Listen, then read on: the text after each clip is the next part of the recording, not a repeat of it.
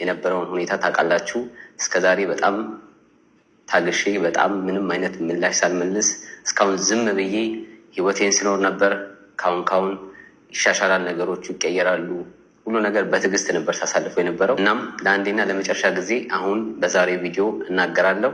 እስከዛሬ በህይወቴ በኖርኩበት ጊዜ ከሳምሪ ጋር መኖር ከጀመርኩበት ጊዜ ጀምሮ በጣም ብዙ አይነት ስድቦች፣ በጣም ብዙ አይነት ዛቻዎች፣ በጣም ብዙ አይነት የጥላቻ በቃ ብዙ አይነት ነገር ያልደረሰብኝ ነገር የለም። ያንን ነገር እናት ናት ብዬ በጣም ታግሼ በጣም በትዕግስት አሳልፌ እስከዛሬው 7ኛ ዓመታችን ድረስ ይሄ ነገር ሊቆም አልቻለም። እናም የ7 ዓመቱን ሙሉ እስከዛሬ ያለምንም ማቋረጥ ስሰደብ በጥላቻ ቤተሰቦቼ ሳይቀር ሁሉም ከኔ ጋር የነበሩ ሰዎች በአጠቃላይ እስከ ቤተሰብ እስከ እናቴ ጭምር ስሰደብበት የነበርኩበት ዋነኛ ምክንያት እኔና ሳምሪ አንድ ላይ ስለሆነን በጣም ብዙ አይነት ስድቦች ደርሶብናል። ሳምሪም ተሰድባለች፣ እኔም ተሰድቤያለሁ።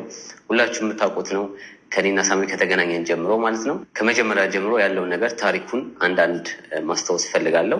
እኔና ሳምሪ የዛሬ 7 ዓመት ነው የተገናኘ ነው። ያ ማለት ሳምሪን ያገኘኋት ይህንን የምናገረው ለሁሉም ግልጽ እንዲሆን ነው። አሁን መታችሁ የምታየው ሊኖር ይችላሉ። ከመሀል መታችሁ ይሄን ጉዳይ የምታውቁ ልትኖሩ ትችላላችሁ። ይሄ ነገር በጣም መቆሚያ ነገር ስለሌለው እስከዛሬ ታግሼ የሰው ልጅ ካሁን ይቀየራል፣ ካሁን ዝም ይላል ብዬ ታግሼ ዝም ብዬ ነበረ። ይቅርታም ሁላ ተባብለን ብዙ አይነት ነገር እርምጃ ድረስ ሄደን ነበር። አብረን 2ቴም 3ቴም የመገናኘት ውድል ነበረን። ያም ሆኖ ሊሰራ አልቻለም። አንዴ ያው ስጋ ከሆናችሁ ድረስ አንድ ቤተሰብ ከሆናችሁ ምንም የምታደርጉት ነገር የለም እና ቤተሰብ ይቀድማል። ያው ቤተሰብ ነው። አንዴ ኦልሬዲ የባለቤቴ እናት ናት ብዬ በማሰብ ብዙ በትዕግስት በዝምታ ጸጥ በማለት በጣም ብዙ ትዕግስትን ለሚፈታተኑት ነገሮችን ሁሉ አሳልፌበታለሁ።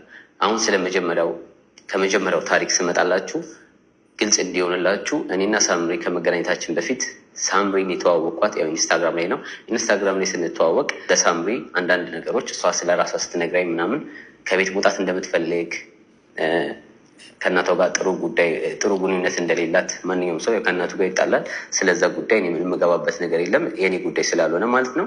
ለምን በእናትና በልጅ መግባት ስለማልፈልግ እስከዛሬም ስወቀስበት የነበረው ከተመልካቾቹ ጭምር ከበፊት ጀምሮም የምትወቅሱኝ ነበራችሁ። አንተ እናትና ልጅ አለያየህ፣ እናትና ልጅ አጣላህ፣ በጣም ብዙ አይነት ነገር ተብያለሁ እና ያንንም ውጪን ያለፍኩት እንደዚህ እንደናንተ እንደምንዳወራችሁት አይደለም። ሁሉ ነገር ራሴ በውስጥ ብዙ ነገር የጣርኩት ነገር ነበረ እና ከመጀመሪያው እንደነገረችኝ ከእናቷ ጋር እንደተጣላች ከቤት መውጣት እንደምትፈልግ የራሷን ቤት ይዛ ኮሌጅ